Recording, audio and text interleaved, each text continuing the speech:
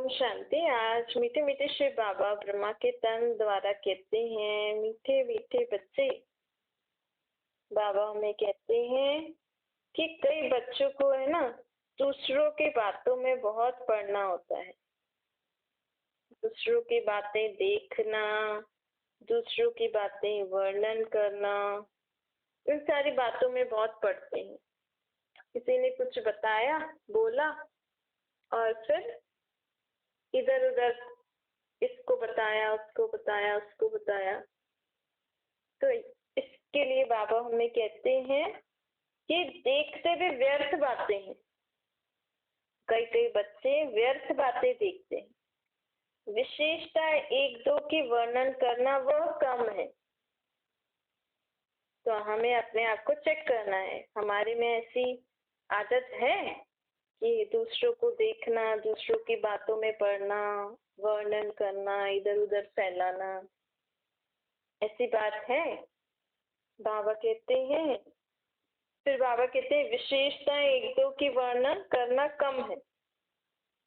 अब हमें ये भी चेक करना है कि अगर मैं देखती हूँ, बताती हूँ, तो सिर्फ विशेषताएं बताती हूँ या और भी कुछ बताती हूँ? हमें हर एक की विशेषता को देखना है, वर्णन करना है, उनकी विशेषता द्वारा उनको उमंग उत्साह दिलाना है। हमें ऐसा बनना है। अब पहले जो थे वो थे, लेकिन अब बाबा हमसे क्या परिवर्तन चाहते हैं? विशेषताएं देखो, विशेषताएं वर्णन करो, और जिनमें जो विशेषताएं हैं ना, उनको बता के उनको उमंग उत्साह मिला। हम क्या करते हैं कि लोगों की विशेषताओं को ना देख के उनमें जो कमियां है ना, उनको बार बार होते रहते हैं। तो उससे क्या होता है, वो मनुष्य आत्मा में जो उमंग उत्साह होता है ना, अपनी विशेषता को प्रैक्टिकल लाने में, वो कम होता जाता है। फिर उसको अपनी कमियां ही सुनाई में देती हैं, दिखाई में देती हैं। तो हमें क्या करना है? विशेषता देखना, वर्णन। दूसरा, विशेषता द्वारा आत्माओं को उमंग उत्साह दिलाना है।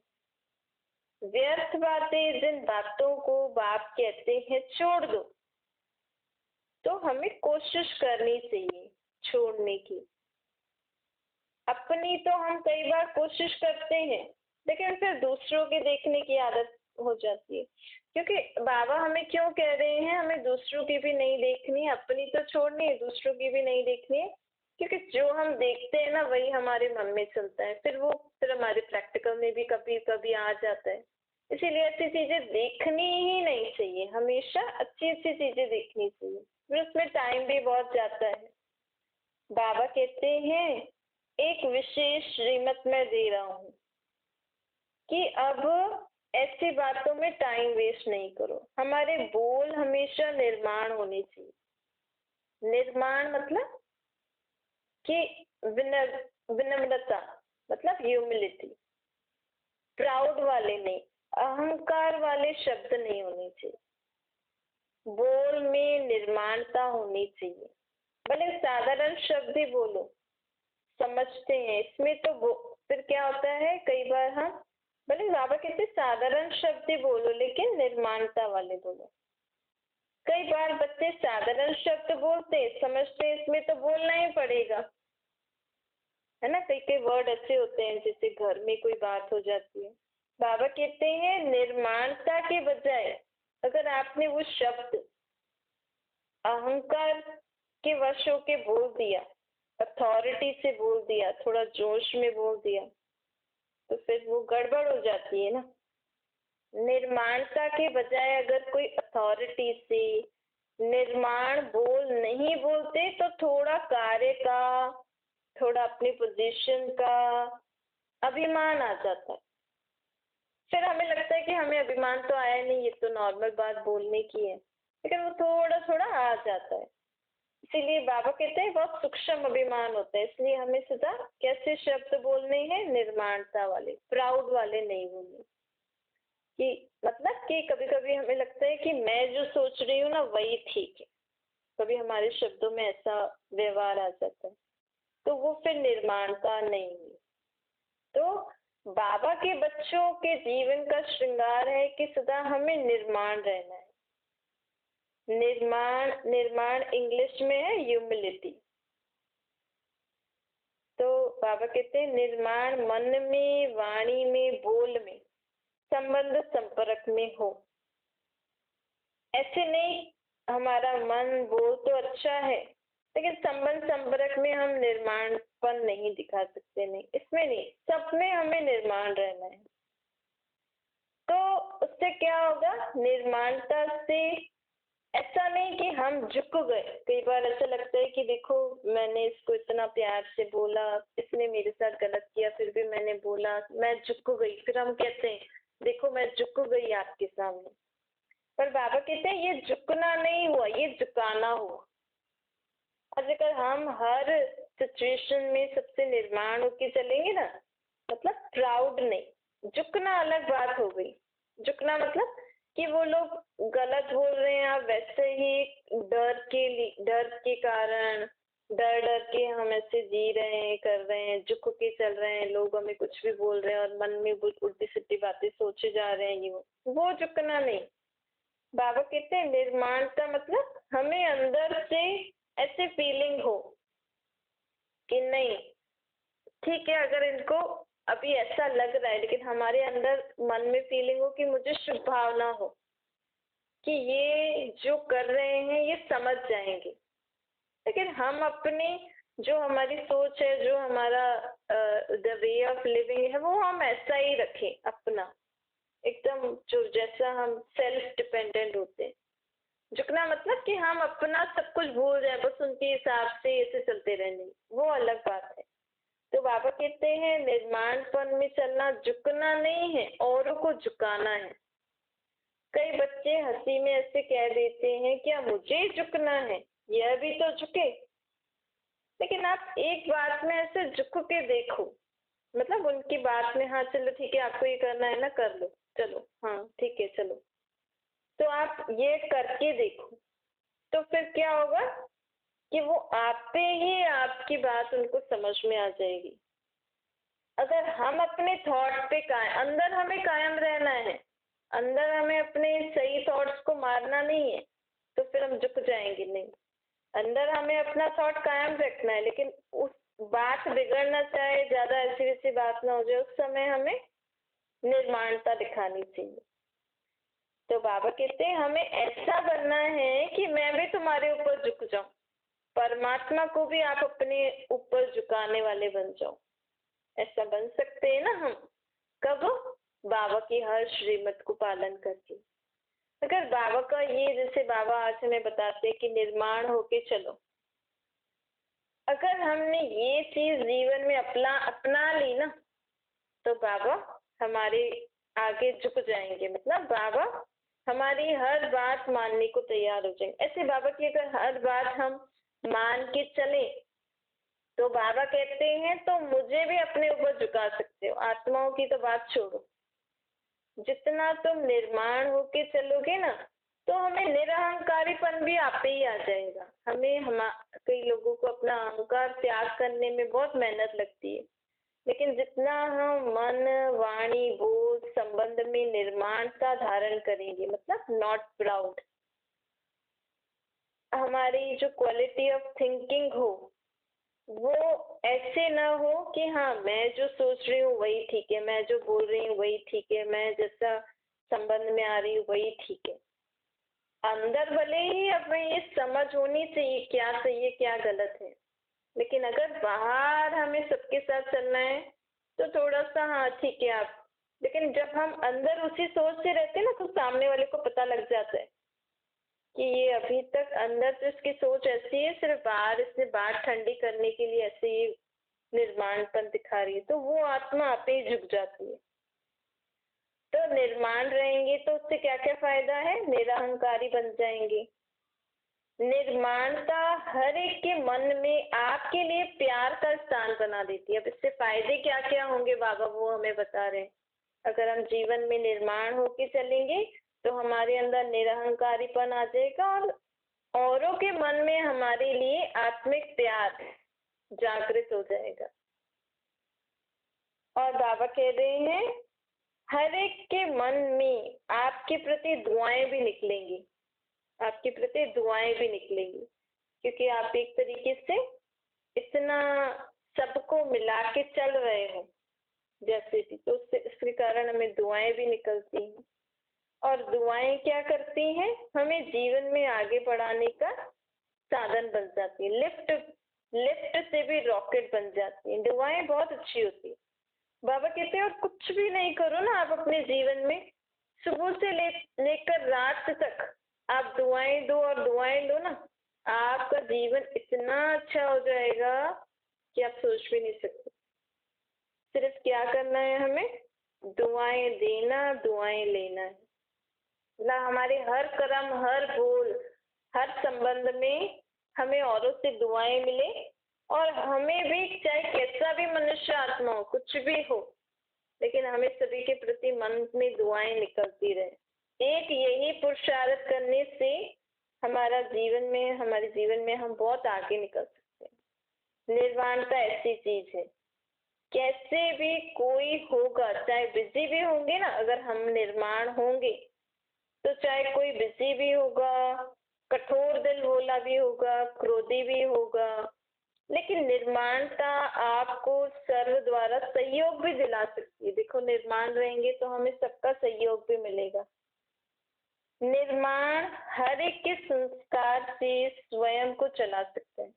अब निर्माण वाले में बाबा विशेषता क्या होगी, चाहे हमारे घर में कितने भी प्रकार के संस्कार वाले लोग हैं ना, लेकिन जिस मनुष्य आत्मा में निर्माणता होगी ना, वो घर के हर अलग अलग संस्कार वाली आत्माओं से अपने आप को चला सकेगा। अच्छा, रियल गोल्ड होने के कारण, क्योंकि वो स्वयं को मोल्ड करने की आदत होती है ना, निर्माण जो मनुष्य आत्मा होती है ना, उसको स्वयं को मोल्ड करने की आदत होती है, तो इसलिए वो हर एक को चला सकता है। तो बाबा कहते हैं अब हमें कौन सा संस्कार, कौन सी विशेषता अपने अंदर धारण करनी है, निर्माणता। निर्माणता और विशेषता देखना, वर्णन करना और दूसरों की विशेषताओं को याद दिलाकर उनको उमंग उत्साह दिलाना। तो हम क्या करेंगे, बाबा को याद करके अब हमें घड़ी घड़ी याद करना है, मैं कौन सी आत्मा हूँ, मैं निर्माण आत्मा हूँ। बाबा कहते हैं अभिमान से बोलने से किसी को दुख क्यों दे रहे। हमें तो अभिमान आ गया, हमने तो बोल दिया, लेकिन इससे क्या हुआ, हमने क्या बढ़ाया, दुख का खाता बढ़ाया। आप समझते हो क्या हुआ, बोल दिया ना, ऐसे ही तो है ना, जो है जो बात हो तो बोलनी पड़ेगी, हम बोलते हैं ना, लेकिन दुख के खाते तो जमा कर दिए ना। चाहे अपन बच्चों को ही बोले, बच्चों में भी आत्मा है ना, उनकी आत्मा भी, उसको दुख हुआ, वो भी तो बोझ चढ़ाना हमें, तो अकाउंट तो बन गया ना हमारा। इसलिए बाबा की पढ़ाई क्या है, बाबा की पढ़ाई हमारी सुबह रात को भी बाबा की पढ़ाई चलती है। सुबह उठते ही हमें बाबा की पढ़ाई शुरू हो जाती है। बाबा की पढ़ाई में क्या करना है, हमें अपने संकल्प, बोल, कर्म, संबंध, व्यवहार, कर्म में ये भी आ गया, संबंध व्यवहार सब आ गया। कर्म मतलब सोना भी हमारा कर्म है।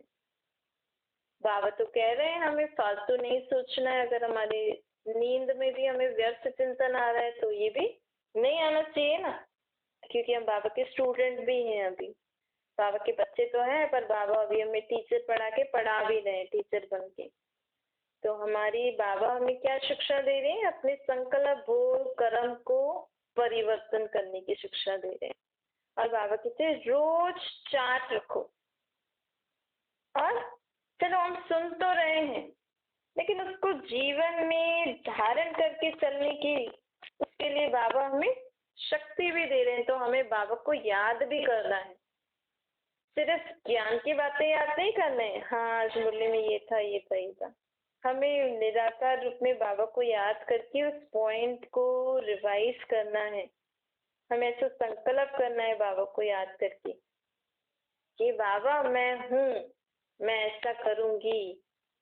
आपकी याद से, आपकी बाबा की याद से हमें शक्ति मिल रही है, और मैं सदा कैसी रहूंगी, निर्माण रहूंगी। ऐसे बाबा कहते हैं मुझे याद भी करो और ज्ञान भी सुनने से बाबा ज्ञान और योग दोनों सिखाते हैं। बाबा कहते हैं जितना मन से आप अच्छी अच्छी बातों में विचार करते बिजी रहोगे ना, उतना आपको जीवन में व्यर्थ चिंतन से आप मुक्त होते जाओगे। हर घंटे कोई ना कोई नया अच्छा थॉट, हर घंटे कुछ ना कुछ वेस्ट बात तो आती है, लेकिन हम पहले से ही अपने को बोलेंगे नहीं मुझे अब इस घंटे ये सोचना है, मतलब शांति के बारे में सोचना है, सुख की, प्रेम की। बाबा ने आज कौन सा पॉइंट बताया, मैं निर्माणता के बारे में सोच रही हूँ। ऐसे ऐसे करके खड़ी खड़े अपने मन में नए नए थॉट ले आओ, तो व्यर्थ बातें आप ही खत्म हो जाएंगी।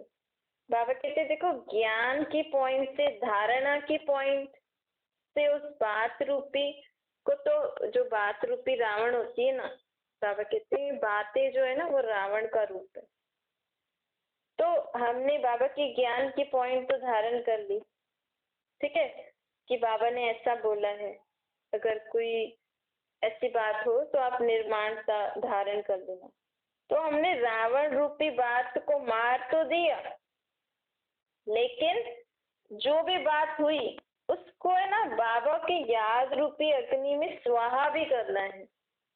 मतलब बाबा को आपकी जो भी बात आई आपने उसमें निर्माणता धारण करी, लेकिन बात आपके मन में घूम रही है, तो उसको बाबा को याद करके उस बात को जला दो, खत्म कर दो, स्वाहा कर दो। फिर एकदम कि बाबा आप ही ले लो, अब मुझे नहीं पता, आपने बोला था मैंने ऐसा किया, अब ये बात आप ले लो। तो जैसे तो हमने ज्ञान सागर बाप में उसको अर्पण कर दिया। तो ज्ञान की देखो, जब भी कोई शरीर छोड़ते तो जलाते हैं, फिर उनकी हड्डियां भी डाल देते हैं। ऐसे ही बाबा बोलते हैं ज्ञान की पॉइंट से, धारणा की पॉइंट से हम बात रूपी रावण को मार तो देते हैं, लेकिन योग अग्नि अर्थात बाबा को याद करके उसको स्वाहा नहीं करते हैं ना, तो वो बात घड़ी घड़ी बार बार आ जाती है। एक बार ही खत्म कर दो उस बात को, जैसे तो सेकंड बीता बात बीती। ऐसा हम अभ्यास करेंगे ना तो बाबा हमारी मदद करते हैं ऐसा धारण करने में। ऐसी बाबा जो कह रहे हैं उस धारणा को धारण करने में बाबा हमारी मदद भी करते हैं। अगर हम सदा ये याद रख के चले ना, बाबा ने ऐसा बोला है, बाबा तो बोलते हैं कोई आपको मारे तो भी हमें मारना नहीं। ऐसा बाबा की कितनी ऊंची है ना, मतलब कोई हमें मार रहा है और हमें मारना नहीं है, तो बाबा कहते हैं मैं बोल रहा हूँ मेरी याद में तुम मार खाओगे तो तुम्हें लगेगी ही नहीं। तो बाबा जब मारने के लिए बोल रहे हैं, ऐसे ही हमें कोई भी कड़वे शब्द, उल्टे सीधे शब्द बोल रहे हैं, लेकिन हम अगर उस समय बाबा की याद में तुरंत, वैसे तो बाबा बोलते हैं हर समय मुझे याद करना है, पर नहीं भी है तो उन बातों को ना सुन के ना हमें बाबा को याद करना है। जैसे तो मतलब फिर बीच में बाबा आ जाएंगे, फिर जो भी कड़वे ऐसे शब्द है ना वो आपके कान में भले आप सुन रहे हो लेकिन आपके मन तक नहीं पहुंच सकते, क्योंकि आपके मन में कौन है, बाबा। तो वो बातें किसके पास चली गई, बाबा के पास।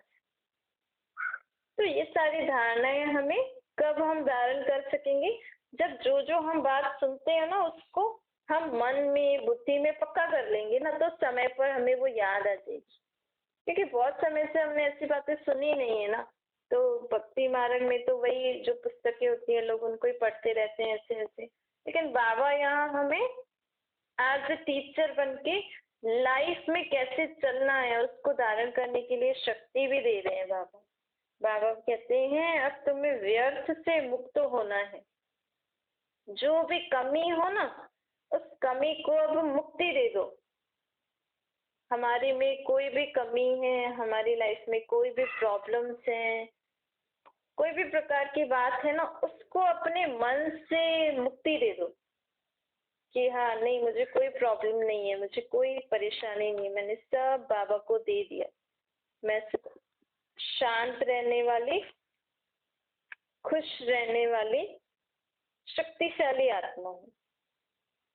देखो बाबा कहते हैं देखो साइंस ने कितनी तरक्की कर ली है, गर्मी में हमें गर्मी नहीं लगती, ठंड में हमें ठंड नहीं लगती, अगर हम साइंस की चीजें यूज करें प्रॉपर, तो साइंस ने ऐसी चीजें बना ली है ना कि गर्मी में भी आपको ठंड का अनुभव हो सकता है, और ठंड में आपको गर्मी जैसा अनुभव भी करा सकते हैं वो लोग।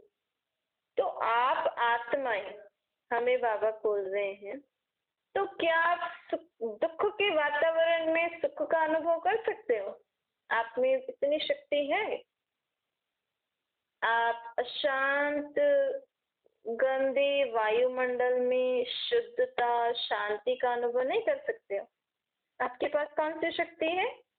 आपके पास वो शांति का सागर, सुख का सागर, शक्तियों का सागर है।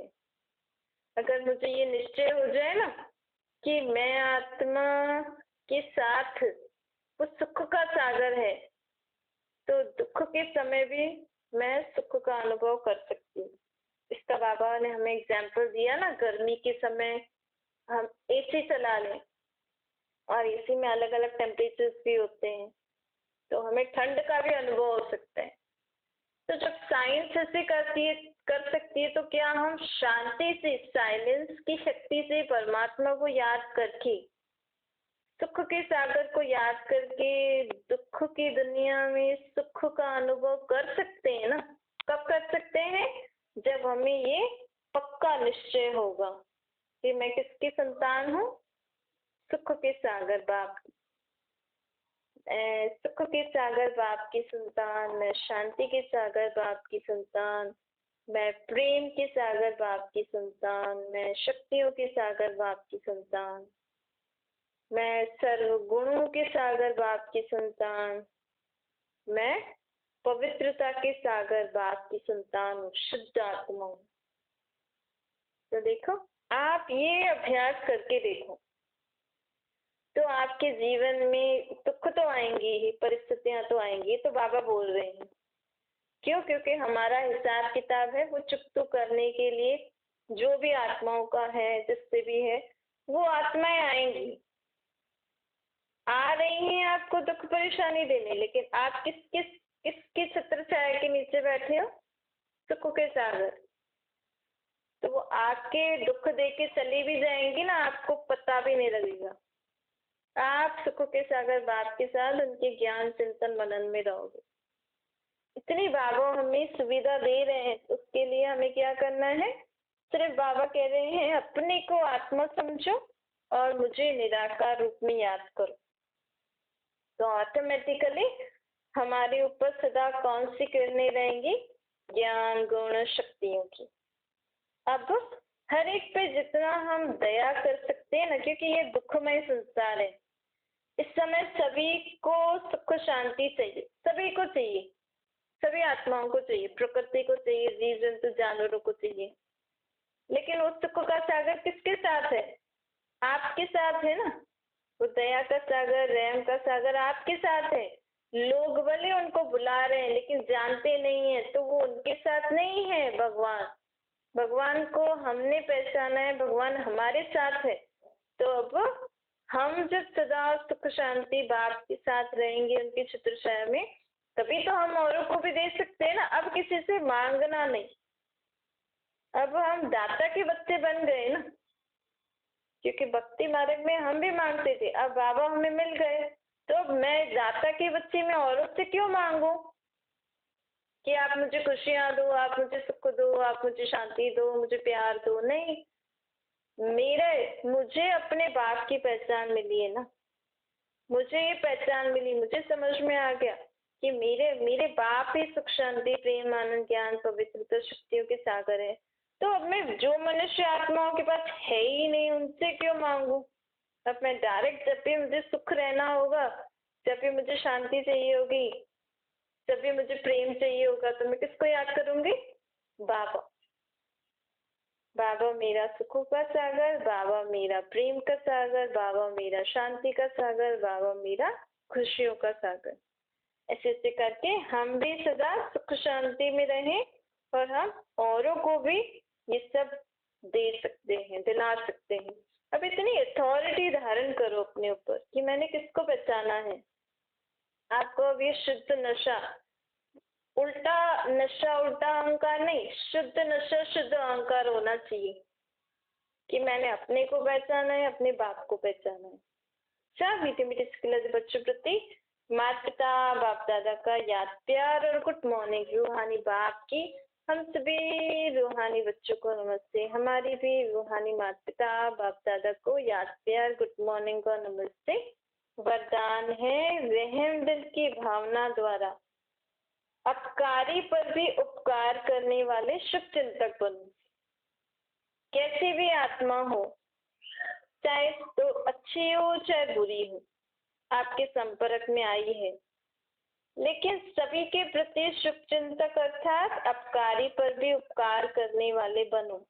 बाबा हमें ये कह रहे हैं, बाबा कह रहे हैं कभी किसी आत्मा के प्रति घृणा दृष्टि न हो, क्योंकि हम अब जान गए हैं ना कि अभी आत्माएं अज्ञान के वशीभूत है, बेसमझ है, तो हमें उनके ऊपर क्या करना चाहिए?